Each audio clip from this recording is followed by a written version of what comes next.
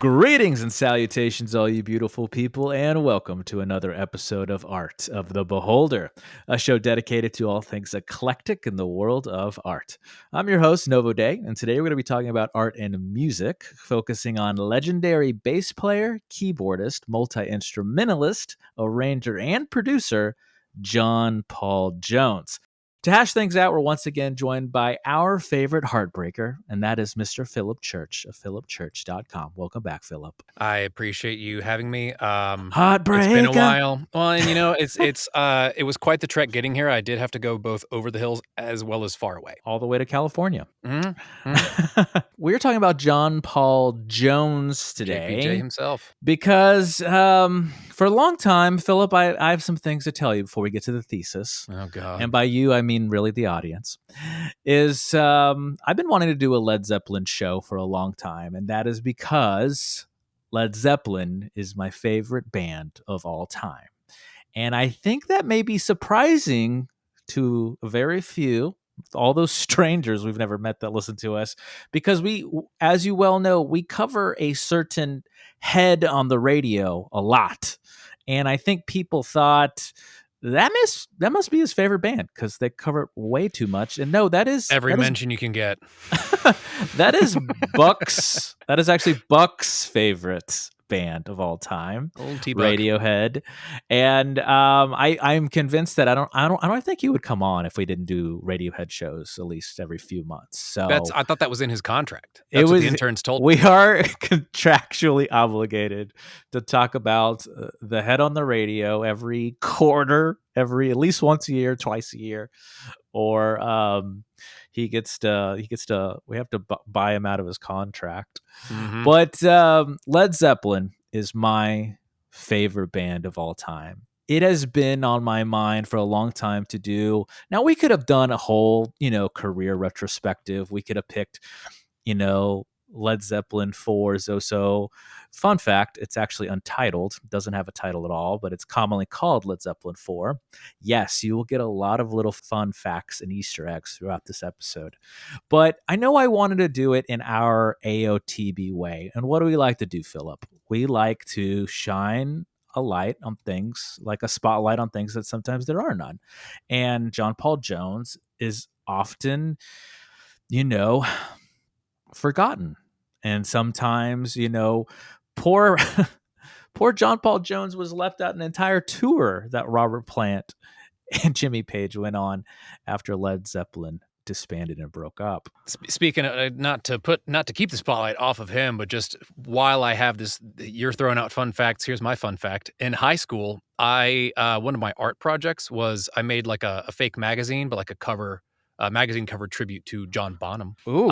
And I also at one point they're still up there. I will always have a special place for them in my heart as like just, one of the, I guess, sort of favorite or most impactful bands on me of all time. Yeah. I think a majority of American men / young men or boys or whatever, I think everybody has. We have a Led Zeppelin phase. Yes. And I really do wonder how many of us went all the way through it or just however far we got into it before we realized there really is more than just Robert Plant and Jimmy Page. And John It's Bonham. just, it's not fair. Yeah, it's just, it's ridiculous. Pulled the curtain back, like, oh, nobody sees the wizard. Like, no, like you need to go figure out what's going on with John Paul Jones because this man is the secret glue that makes the band be as elevated as they can be. Not only the secret glue, but here is my thesis, and it is just one of those one-sentence theses. And you were very close. So simply put, John Paul Jones is and always has been Led Zeppelin's secret weapon. And that is why he was chosen, because we wanted to do a Led Zeppelin show, but do it in our very unique AOTB way. And there was no other way to start at least probably a series of Led Zeppelin shows than with the one and only John Paul Jones. Now, before we can discuss, of course, we all need a little background. So John Paul Jones was born John Baldwin. John Paul Jones is a stage name, guys. He was born on January 3rd, 1946 in Sidcup, Kent, England. Of course, he's considered one of the best to ever do it. He's been on countless best of lists, was inducted into the Rock and Roll Hall of Fame in 1995, won a Gold Badge Award in 2010, and of course, an Outstanding Contribution Award in Modern Music and the History of Music in 2014. So there is a lot of juicy middle to talk about. Before we do, guys, we're going to take a little break. Stay with us. We'll be right back. Da-na-na-na-na. Support for this show is brought to you by novel Till the Bitter Endemic. What if there was a happy ending to a pandemic? Perhaps an unexpected love story. After Daisy gets thrust into mandatory quarantine for an infection she can't explain, it's up to her to unravel the truth as to what's behind it and what she can ultimately do to escape it. But she can't do this alone, and that's where she finds not only herself, but a very special person that opens their heart for the betterment of their survival. Find out how in Till the Bitter Endemic. Available now on Amazon in all major formats. Da-na-na-na-na. And we are back to do the thing, to conquer the world, to march on our stairway to heaven for the best show of all time. Whoa. Novo, you need Coolidge. To get an award by some publication for best podcast show ever. And that is by highlighting the one, the only John Paul Jones. Now, I want to start, Mr. The only Judge. triple name in the band. Everybody else with their boring-ass two names. Pff, please. Well, I want to start there a little bit, because am I saying, because I know the internet is going to boil when they hear the intro and the thesis and all the stuff before the discussion, because am I saying I don't love the other members of Led Zeppelin? Am I saying that John Paul Jones is better? No, of course not. I absolutely love Robert Plant. He is one of the best vocalists of all times. He is a crazy, amazing musician. People forget that his approach to the harmonica with the band is like unparalleled. Jimmy Page is literally a god amongst guitar players and musicians as a whole. And of course, John Bonham is considered the greatest drummer of all time, though he was not my gateway drug into music and drumming. That of course is Danny Carey of Tool, but I have studied John Bonham more than any other musician for that instrument ever. So am I saying John Paul Jones is better? No, of course not. It's more like when people say, I can't pick my favorite child. Like, when people talk about that. You just know who your favorite child is. No, it's I can't pick. I don't have a favorite child of Led Zeppelin. They are all my favorites in different ways. But of course, we got to shine spotlights on people and acts and things where sometimes there are none. Straight up, when you were saying like, I'm not saying he's the best, but he's the best. You wanted me just to do that? I really was like, best. Oh my God, please just actually say that part now. But he's the best, literally. I want to hear the internet boil. It's just well, he is the glue, and I will, you know what? I'm going to start the conversation with, I think, my conclusion. We will circle back like we always do. We're going to close these flat circles that is time. I will say this to start the conversation, and that is, I don't think Led Zeppelin would be Led Zeppelin without John Paul Jones. Now, when I was, usually we start these conversations, Philip, with let's give the good people a musical primer. We usually say, like, let's give them a primer. And I'll usually tee you up and I'll say, for the good people, and I'm looking at you, Riles, that's never heard John Paul Jones play the bass or understand how he contributed to a lot of other acts, not just Led Zeppelin, but a lot of session work, just a multitude of things, how would he do it? And I realized that there really is no answer to that, because he is such a chameleon that as soon as I feel like I had him pinned down, listening to some of either his session work or Led Zeppelin or what he did with them Crooked Vultures, all the pre, during, and post era stuff, I realized that as soon as I feel like I had him nailed down and, this is his identity, this is his voice, he flipped the script on me over and over again. And I feel like that is really the answer, is that there is no primer, that he can do anything and he can adapt any way that's needed in the project, and that he can essentially be the everyman musician for whatever project or act or musical idea that's needed at the time. Now, with all that being said, this is going to be mostly a biography show, right? And what do we like to do on biography shows? We tell the story of someone's career through their art. Now, is there a lot of amazing bios that touch on his personal life and his love life and, the drugs and the groupies around the rock and roll? Sure, but we don't do that on AOTB. We focus on the art, of course. We're here for the art part. And so I separated his career, all the artwork, all of the output that he gave the world into kind of three phases. And that is, since he's most famously known for being the bass player and keyboardist and multi-instrumentalist of Led Zeppelin, we're going to kind of use that as the cornerstone, as the kind of the middle. So there's going to be the pre-Zeppelin era, during Led Zeppelin, and of course post Led Zeppelin. So pre-Led Zeppelin, I was really not surprised when I was reading his bio to learn that he was a musician from a very young age. He started to play piano at the age of 6. He had musical parents. His dad was a pianist. His mom was a singer. He often went on tour with his family. He was literally inundated with music and the music world, the music industry, immediately, right away, from a very young age. It was essentially destiny that he was raised in this world, and of course went on to become part of the biggest acts in rock and roll history of all time, of course. And before he got before he got into Led Zeppelin, he was famous for what is known as session work.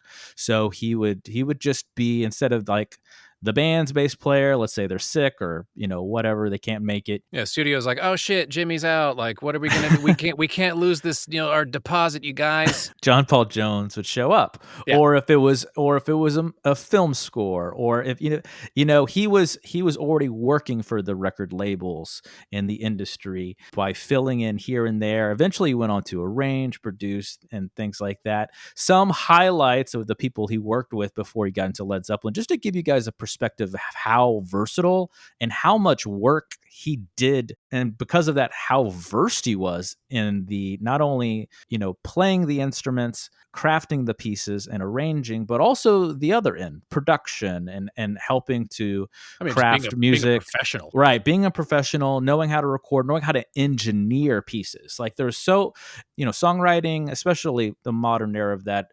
There's only that's one half of it. The other half is, how do we create this product? How do we put all these ideas in the blender and come out the other side with this beautiful, well articulated product that is the album, and meet the vision that is in your mind.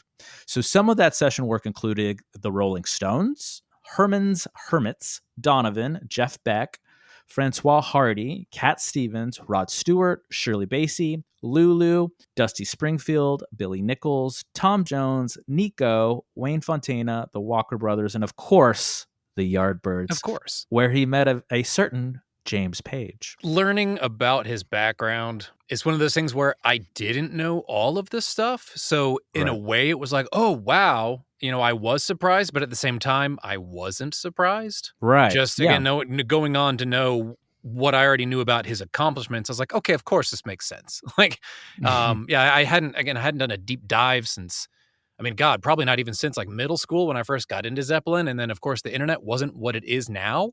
So I just, in the weird timing of all the things, I haven't done a proper modern look at Zeppelin at all, much less John Paul Jones. So yeah, it was eye-opening, yet I was like, of course he's done all this. Yeah, it makes perfect sense. I think I know what you're trying to say. Like, I feel like I knew a lot of it, but I didn't know all the fine details. So it was one part, oh well, that makes perfect sense, and then there was one part, oh god, damn, he worked with that person and her and him and da-da-da. Somehow the puzzle was a little bigger than I'd seen, or I just was actually missing a piece or two, and so of course you zoomed out more, that something feeling? like that. Yeah, again, I can't quite come up with the perfect metaphor off the top of my head, but that was a lot of what I kept thinking, and then especially listening through so much Zeppelin again with an ear for John's parts. It also just, it was neat hearing the spaces between the big other talented people in the band,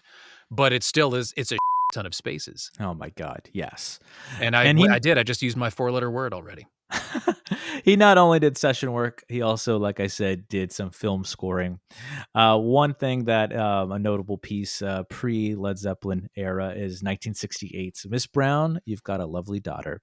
And that brings us to 1969, where, just like I said, so he helped to, that's how, for the people that don't know just the Led Zeppelin history, that's how he met Jimmy Page. Jimmy Page was also a pretty prominent session musician and played in a lot of different acts. And if they needed that special guitar, solo here or there, or whatever piece they would call Jimmy Page. And so Jimmy Page and John Paul Jones knew each other for quite a while. And when Jimmy Page was in the Yardbirds, he at one point, things were unraveling. That's a whole nother episode, is just the Yardbirds. But things were unraveling, things were not working out, things were dissolving. But Jimmy Page wanted to somehow mend these things. He always, it was clear that his dream was to have his own band, and he had a clear vision of what that band would create. And at first it was the Yardbirds. Pre-Led Zeppelin, before they changed their name, they were like the new Yardbirds. They were commonly called. There's one story where Jimmy Page asked John Paul Jones to be in the band, and then there's another story where John Paul Jones's wife was like begging him, like, "Hey, I heard Jimmy Page is trying to put something together. You should be in the band." And for however it happened, it was serendipitous. They found each other, and eventually that led to Led Zeppelin when they were looking for a singer, and that's when they found Robert Plant. He was with his own band, Robert Plant and the Band of Joy, and of course Bonzo, his best friend drummer John Bonham, was the drummer for the Band of Joy. And so they disbanded his solo act and formed Keith Moon's lead balloon band, which is Led Zeppelin. And the rest, as they say, is history. But just focusing on the art and the contributions that John Paul Jones made to Led Zeppelin, we're going to start and just do what we always do, go top to bottom. Start with Led Zeppelin I, 1969. Some notable tracks, of course, are You Shook Me, where he plays, remember, he's a multi-instrumentalist. Often he'll sit at the keys as well as the bass, and you can hear an organ in the bridge. Dazed and Confused is where he's just laying down the law. God, just like the tightest, this is why they're called the tightest rhythm section of all of rock and roll, is John Paul Jones and John Bonham, is because of Dazed and Confused. And I think The Shining, just the perfect middle to Led Zeppelin 1 is Your Time Is Gonna Come, where they actually have the church organ start the piece, and it's just talk about the glue of the glue. It is one of my favorite pieces, but my absolute favorite piece is the last one, and that's How Many More Times, where the production, and Jimmy Page talks about this a lot in documentaries, is how the production is very thoughtful, and there's a very specific type of production engineering that goes on to making a Led Zeppelin album, because you can hear every single instrument very clearly in the mix.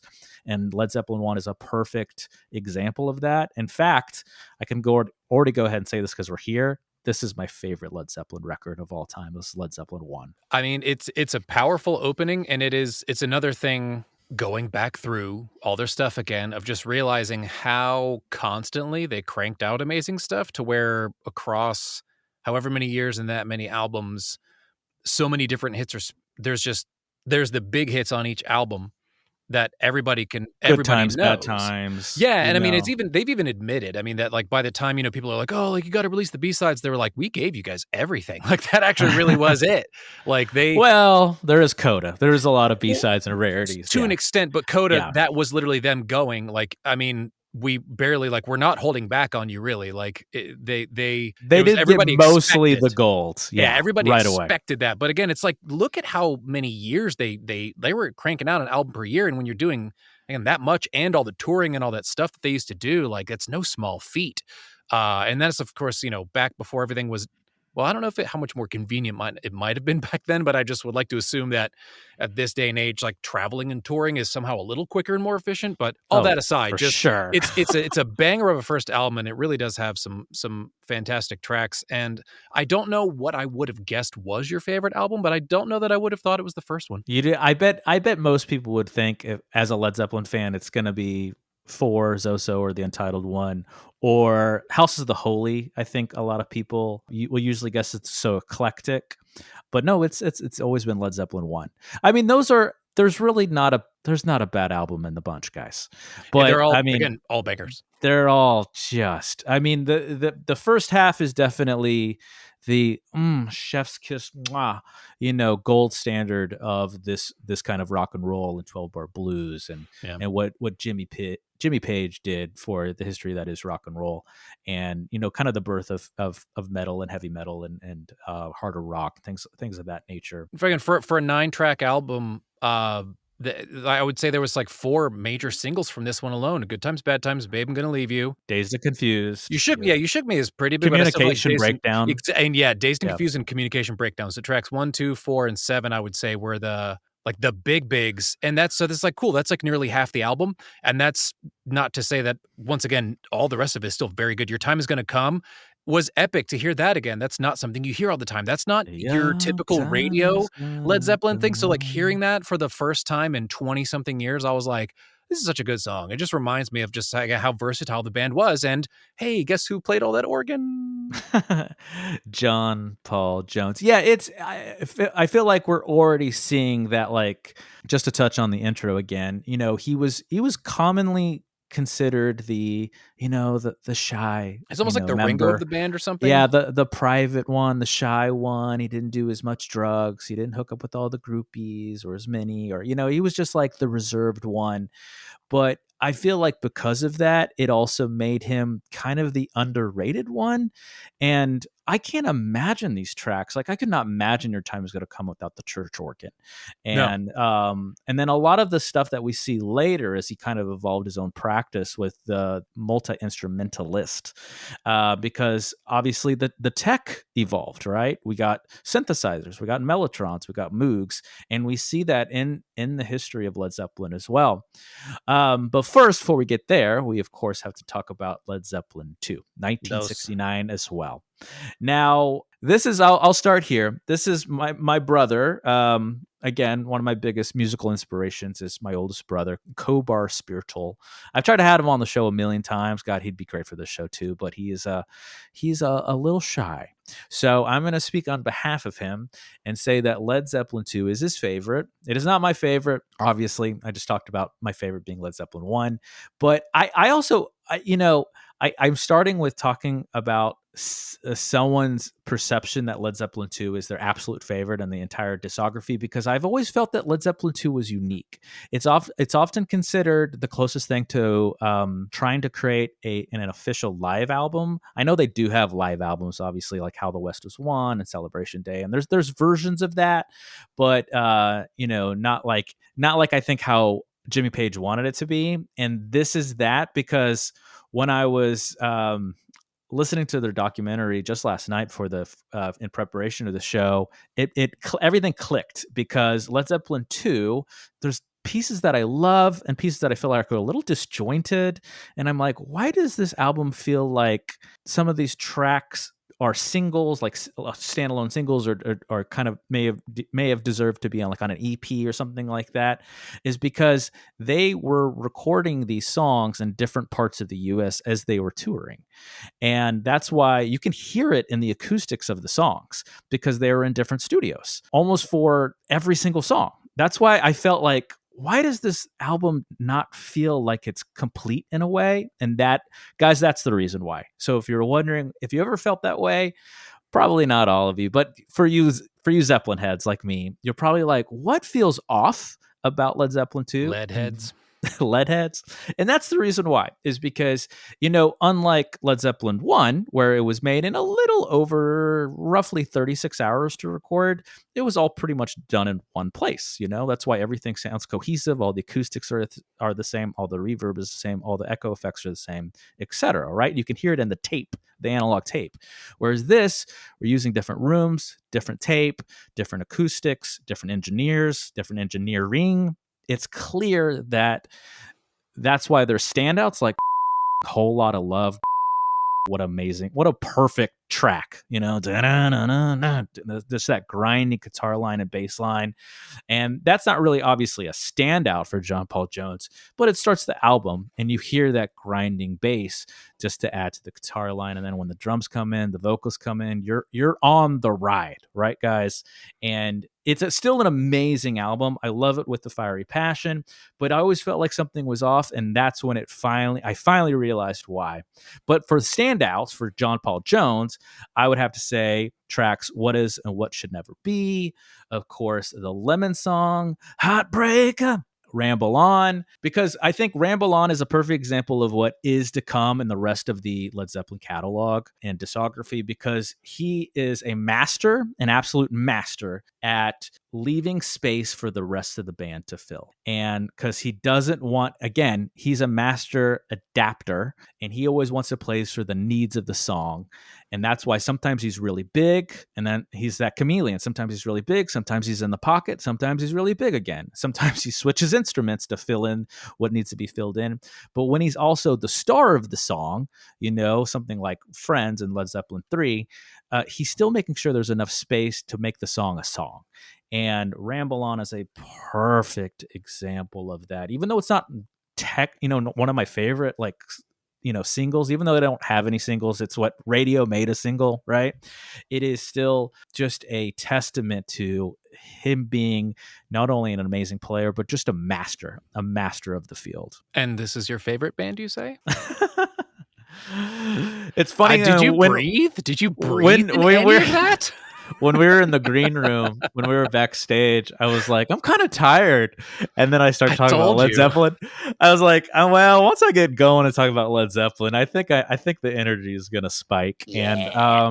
And we're already singing in Led Zeppelin II, 1969. You're good. I think you're good, dude. Am I bringing the energy? Can you feel it? Yes, dude. No, I can't wait for the edit on this to be brought back. And you're going to wow, you might as well just bent over and done a line of Colombian marching powder. I like that. You're really getting into the spirit of Led Zeppelin, my friend.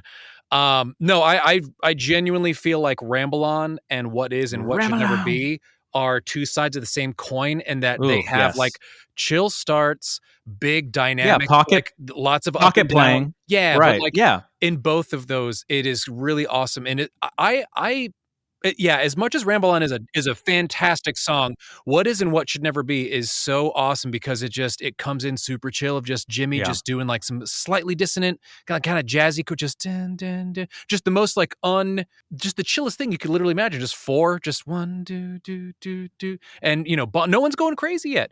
Robert's practically whispering. John is just keeping a hi-hat in the background, and so you get this up front.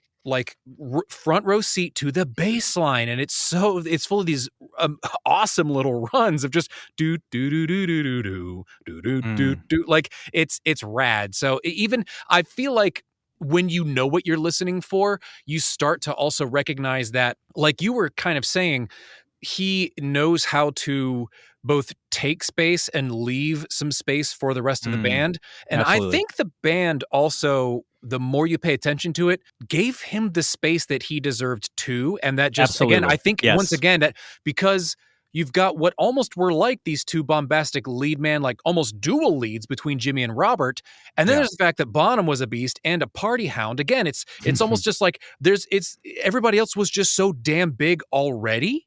That just because John Paul Jones wasn't also a raging alcoholic or trying to steal the spotlight from two other dudes. He still did plenty of the drugs. He's crushing it all the time. Yeah. Oh no, again, I'm not, he doesn't get a free ride. I'm just saying, the party, all next of them. to Jimmy effing Page and Robert effing Plant, it's easy for you to kind of just go a bit unnoticed. And so then, yeah, even though you're a powerhouse too, yeah, kind of a yeah. thing. Even when you are as talented, if not like in just different ways, again, like the production and the scoring and again, all that stuff. Not saying that anybody else is not talented, but just I don't remember, hearing quite this level of stuff about some of the other people in the band. Anyways, yeah, John Paul Jones, what is and what should never be. His runs throughout that, I love those, and I will actually also. Speaking of the dynamism of the songs, I know that Moby Dick it just turns into basically like a Bonham solo Yeah, track. It's fun, solo, yeah. but still, also That just guitar props. lick, though. Exactly. That riff is bad. And just knowing that Jimmy and John are just looking at each other, just both doing the same damn thing. Jimmy's doing his fills, in between. He'll do like he'll do his stuff.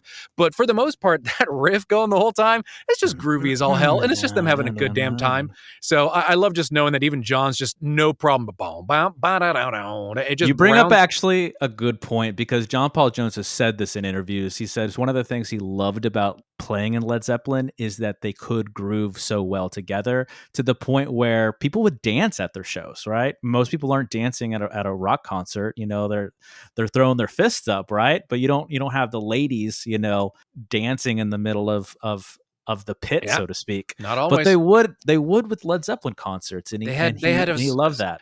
A groove to them when they wanted to. Again, they were so versatile. They were so talented and versatile. So before we move on, I do want to say one thing, and there is I do have to give a little love to the other musicians as we're highlighting John Paul Jones. Of course, Jimmy Page being the genius that he is.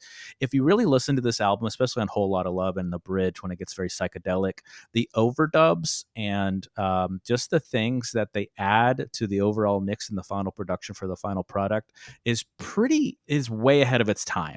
Like, we had never seen. Part of the reason they became so famous, and part of the reason no one knew how to take them in the beginning, is because they were so different, so psychedelic, so forward thinking, that it took a while for people to catch up. That's part of the reason. This is a great little history point. It's part of the reason that we had 2 albums in 1969, is because they were touring so much, and that that's how, back in the day, that's how people really crafted a music career in the industry. It was like pretty much constant touring to really support the albums that they're putting out. Now it's very backwards, right? They put the music out first, and if people like it enough, then they tour on it.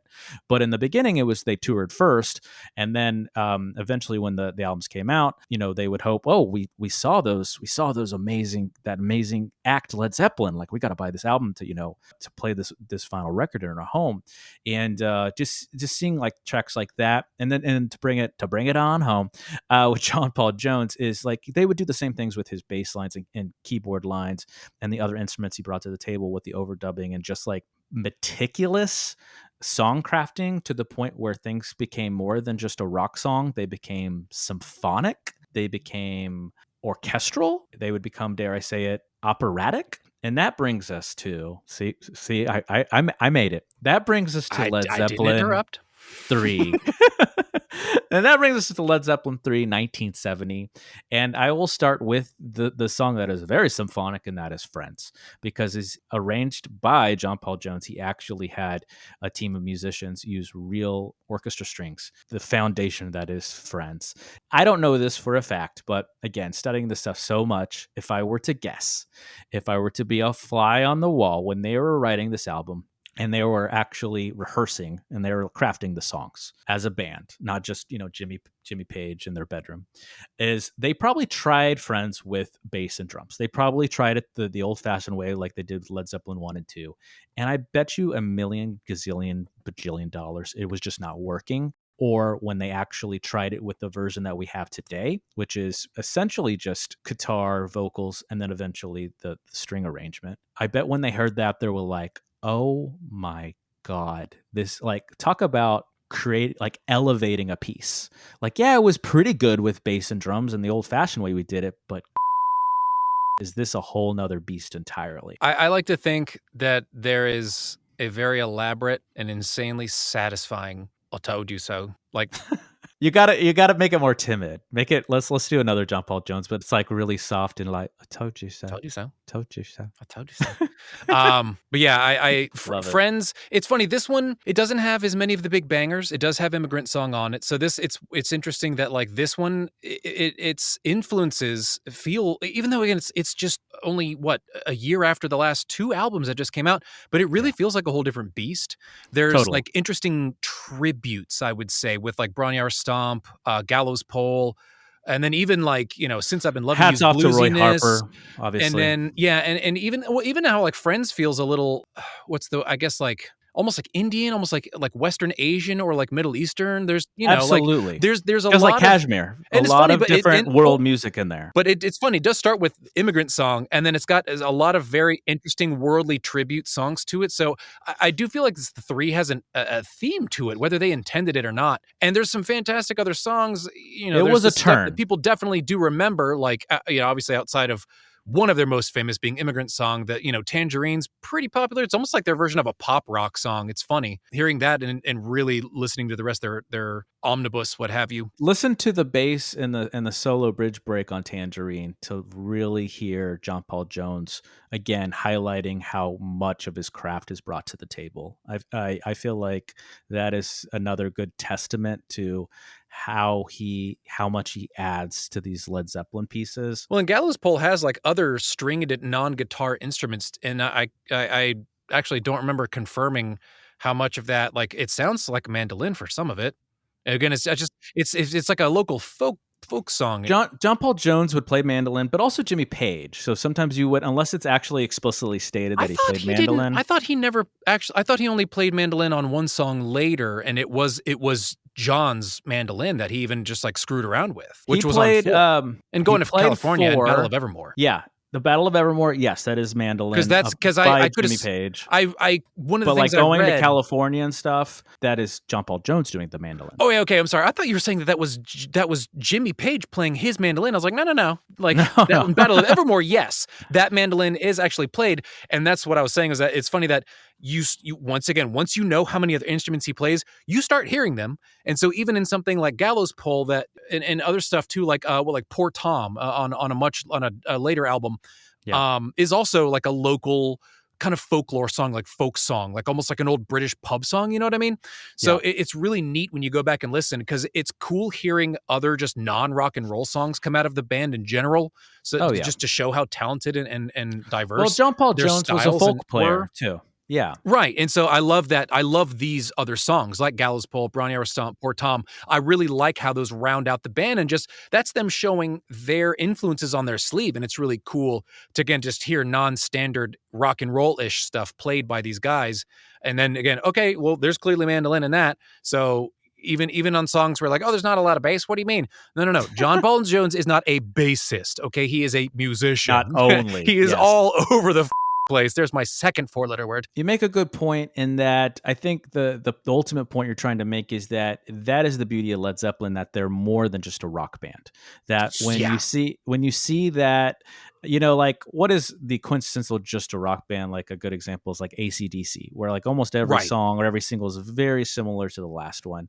Whereas, we didn't talk about this since we're highlighting John Paul Jones, but Led Zeppelin I, Black Mountainside, very Middle Eastern, and I think even has John Bonham playing tabla in it. Those are hand drums, if you're not familiar with tabla, Middle Eastern hand drums. But yes, Led Zeppelin III was such a turning point, not a hard turn like House of the Holy, but like a turning point where it's like, okay, we are in. John Paul Jones said this best on the recent documentary too. He said, we had so many influences as musicians separately that they all came together. We all met in the middle through Led Zeppelin. That's why we see all of these different influences in world music and very psychedelic, traditional psychedelic rock from the late 60s and 70s, but also music. Even Jimmy Page at one point said that he would try to play guitar like a sitar, or he would tune it that way to give it that kind of instrumentation and that timbre to make it very specific, that it wasn't a Western feeling or Western sounding voicing and color. And we see that through all of the Led Zeppelin catalog and discography. And before we move on to talk about more of that, especially in Untitled 1971, I got to talk about my favorite piece in all of Led Zeppelin III, and that is Since I've Been Loving You. And here again, we hear the organ, but this is a Hammond organ. But again, it's the emotional response that is Since I've Been Loving You, especially with the vocal, Robert Plant's vocal approach and the emotion he brings into the song, and how it is mirrored through the musical emotion is just astounding. You know, I every, like, at least once a year I got to get really hippy dippy on you guys and I talk about being one with the universe and you know, where I'm getting a little woo woo. And when I listen to certain music, you know, I talked about this in A Day in the Life when we did the Beatles song retrospective, is when there's certain notes and certain things that are played together, and when they're perfect like this, like Since I've Been Loving You, it's the closest thing we have to magic, where you feel like you're transported. It's elevating. It is otherworldly. You know what? I was having sort of a little thinkaroo to myself the other day, and a similar concept. Thinkaroo? Yeah, having a little thinkaroo. Thinkaroo. Thoughts were happening and I occurring. like your Philipisms. You know, that's a new Philipism. I don't think I've ever said that in my life. That's the weirdest part. I don't think I've ever. No, you have. Don't give me that no, shit. genuinely. You totally have said everybody. thinkaroo. Anyways, there's something about hearing great music that it weirdly feels like it came from a hidden part of yourself that you didn't get to know yet, and that song just unlocked a new part of you. Yeah. I think that's part of why music can feel so universal and just magical and life-changing. Yes. There really is something, it's just the undercurrent. I mean, how much rhythm there is to nature, you know, that there's musicality even among other creatures in general, and we just happen to have a certain type of brain that allows us to get into music. But music is part of nature. Music is natural, very much. Absolutely. So I do. Your think heartbeat is music. Your heartbeat is rhythm. It really like it's inescapable. So yeah, I feel like that's something that great songs. It's like you've discovered a fun new part of yourself, and because it's people being human, and it's just it's them putting some of themselves out there, and so I think it helps us discover each other. Ooh, well put. Ooh, Philip got a little hippy dippy on us for once. This has been Woo Woo Day. Woo Woo. We get a little woo woo. I miss Allie. We need Allie on the show. She always jokes about that. I'm getting a little woo woo here. Allie, if you're listening, that was for you. We miss you. Yeah. That brings us to 1971's Untitled, often known as Led Zeppelin IV. So again, that's only 3 years in a row. 69, 70, 71. Yeah, I mean, they're cranking this out. I mean, these were the good old days where, like, you get like an album once a year, pretty much, and because they had to put out. I mean, and it was different. There was a certain proficiency that musicians had to have back in the day. They didn't have Pro Tools, guys, right? They didn't have all the bells and whistles we have now that can literally fix vocal fry and other problems, right? You had to just be good sometimes. And when the magic was magic. Led Zeppelin IV. Led Zeppelin IV, Untitled, 1971, also known as Zoso. I think it's just because of the symbols on the front. I sort of get it. Yes. Well, it literally says that. I think to your point when you're joking about, like, I was not gonna guess that Led Zeppelin I would be your favorite. Most Zepp heads, like, this is their favorite one, is 4. And I get it, right? We got Stairway to Heaven. I think the deep cuts are sometimes better than the singles, which is like the Battle of Evermore, Misty Mountain Hop, Four Sticks. When the Levee Breaks is top 3. Keeps on raining, the levee's gonna break. All their bluesiness, it is so interesting seeing how, just like with the Rolling Stones too, blues had such an impact on all these Europeans. It's funny. Yeah, this album, this is, I mean, especially just with Stairway to Heaven alone, this is and Black Dog, this is some of the most memorable. I mean, this is probably, some people would be like, oh, this is my favorite. It's like, okay, I mean, again, it's got some beautiful, again, who didn't love going to California? Stairway to Heaven, I feel like Stairway to Heaven deserves a shit ton of credit for this, too. It has over 1 billion plays on Spotify, and we're talking about a band from 1971. That's just their Spotify, ever since Spotify has existed. Think about how long that song has existed, and just it blows other shit out of the water because other stuff, I looked it up, other stuff on Spotify, the most plays, there are things with upwards of 3 and like it's finally broken into the 4 billions, like there are some, but that's modern people, and you know, that's people making, like, putting this on your modern his playlist where all the techie kids, again, like the Zepp heads, the Lead heads and whatnot, they were older. They're not doing all this shit on Spotify. They probably still have their vinyls, you know?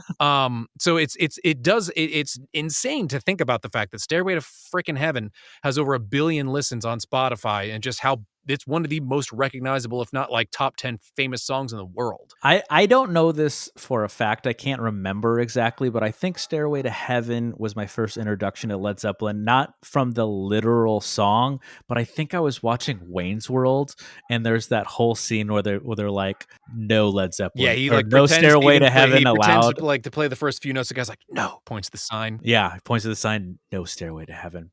But let's start where the album starts with the discussion, and that is Black Dog. And I want to say this, or I want to say that, you know, John Paul Jones did more than just bring fascinating instrumentation and voices and color to a lot of Led Zeppelin's music. Remember, he came from session work. He came from arranging professional production standards. And so Black Dog clearly was probably Jimmy Page and Robert Plant to an extent had an idea on how to craft the song. They had a rough sketch. And quite famously, it was John Paul Jones that made it into a fully fleshed out piece. It is definitely Led Zeppelin's Pyramid Song. There's so much debate on if this is common time, if it has changing time signatures, and like what they're doing with the rhythms versus some of the music theory, some of the scales and modes they're in.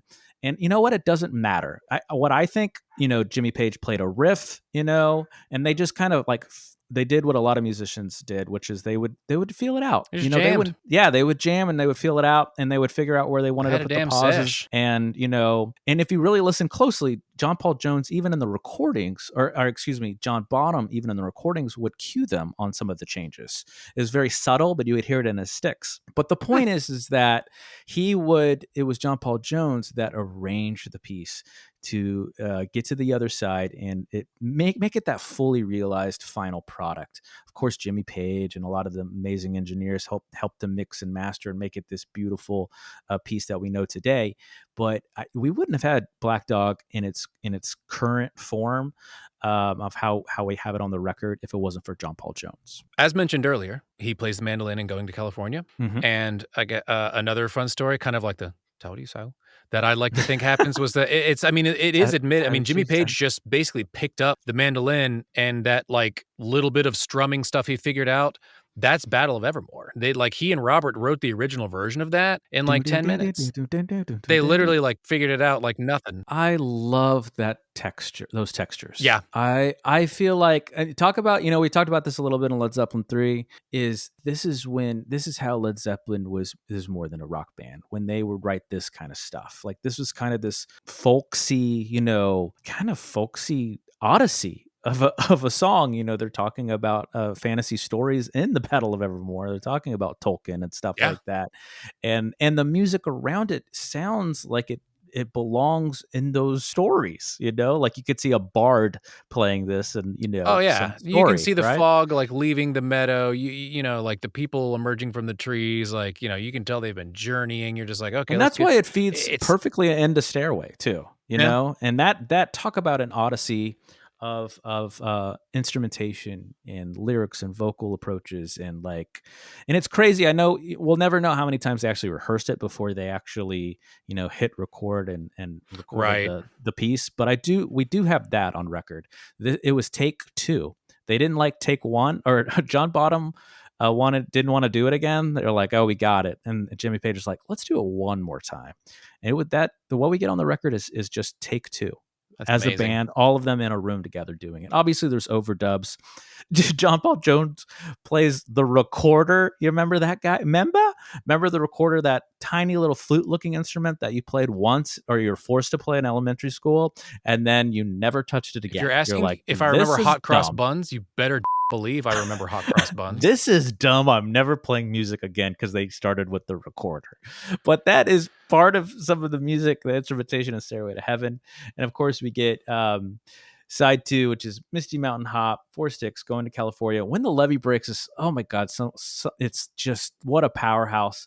Of course, and then Rock and Roll. We said that all of the songs except for that one, Rock and Roll. Talk about a weird intro too. Like you really have to be smart about counting that one. But I love Misty Mountain Hop and 4 Sticks. I love it. Misty Again, Mountain it grooves, Hop, right? You can dance. It's funny to it. too. That one's name isn't exactly as fitting. When you hear like Misty Mountain Hop, like it doesn't. We're in. I don't know what that. It sounds again. A little more folksy at first, but then you hear the song and it's super like it's kind of funky. It's bouncy, but I like and fun, that he's and on like on the organs again. You know, like Yeah. that's another fun thing about that one too, is how much that one again just bucks your classic, like just your 4 dudes, like bass, guitar, drum, singer. Like no, they experimented with that and let John do his thing, so that the grooviness of the like like all just the way he plays the keys in that one is so rad. It's really awesome the way that John fills that song out as usual, but then also 4 Sticks and just how it's so what is that one? It's the one that's I always psych myself out, but it's the one that's basically played like on the upbeats or whatever, or on the offbeats. Like 4 Sticks is such a dope exercise. I love 4 Sticks. Like just to being a little bit like just off the normal thing. It's on like the downstroke or whatever you would say. So and like the way the riff works, it's got such a different feel from your just like it's just another rock and roll song. No, this is not just another rock and roll song. It's just another example of Led Zeppelin constantly, just being just psychedelic and just kind of experimental enough, but still like knowing exactly what the hell they're doing. Exactly. So it's funny with those 2 songs being on the album that has Stairway as well as like Black Dog and When the Levee Breaks and stuff and these other like big hits. They're such good songs too. It's those 2 songs on this album are almost what John Paul Jones is to Led Zeppelin, with again how big and like bombastic the other dudes were. I feel like this album is quintessential in that way as well, though, that it literally represents of 8 tracks, a quarter of it and everything. It checks out. So that's my weird, not quite conspiracy theory, but just my weird take, and I'm sticking to it. Guys, with that being said, I'm looking at the clock. That's Led Zeppelin IV, Zoso, Untitled, 1971, but there is a lot of meat left to cover. So join us in part 2 of our series that is Led Zeppelin and the body of work that is John Paul Jones. So until next time, you know what to do. Be good to each other, and as always, good luck and Godspeed. We love you. Art of the Beholder is brought to you by Novo Day Productions. Created by Novo Day and Theodore T. Buckingham. Written, directed, produced, and edited by Novo Day and the NDP Collective. Starring Philip Church of philipchurch.com. That's Philip with 1 L. Alexandra Parsons of alexandraparsons.com. ALEXANDRA-PARSONS.com. With special contributions by Theodore T. Buckingham. Music by A Company, Instagram handle A_CO_music_. Logo design by Tom Justice of thejusticecompany.com, JESTUS. Thank you again for listening. All rights reserved. Art of the Beholder is brought to you by Zencastr. Zencastr is our go-to tool for remote podcast recordings. What's great is that you can record separate audio and video tracks, and it's all backed up on a secured cloud, so you never lose your hard work. Even better, it's easy to use, and there's nothing to download. So go to Zencastr.com, Zencastr.com, and use promo code Art of the Beholder to get 30% off your first 3 months with a pro account. Are you ready to elevate your style and make a lasting impression in fashion? Ready for change? To find the best you? Whether it's creating stunning designs or crafting the perfect wardrobe, AP Design is here to transform your vision into reality. From everything from sustainable goods to personal consulting, Alexandra Parsons of AP Design aims to bring innovation and elegance to your every project. So let her help you stand out with ideas that are bold, timeless, and uniquely yours. To get started, you can go straight to her shop with the link below in the show notes, or you can book a consultation at alexandra-parsons.com and let your new life start today. That's Alexandra, ALEXANDRA-Parsons, PARSONS.com. Because great design isn't just seen, it's felt.